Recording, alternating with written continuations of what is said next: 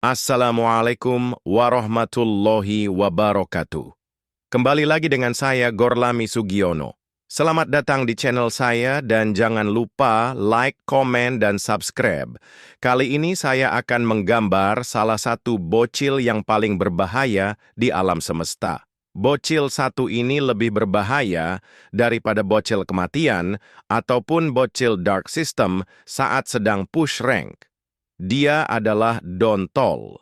Beban abadi yang selalu menghantui warga satu kampung, terutama temannya yang bernama Adit.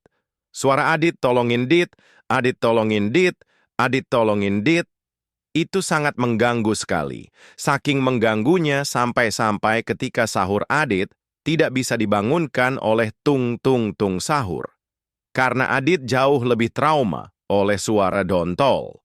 Adit tolongin Dit daripada suara tung-tung dari Tung Tung Sahur.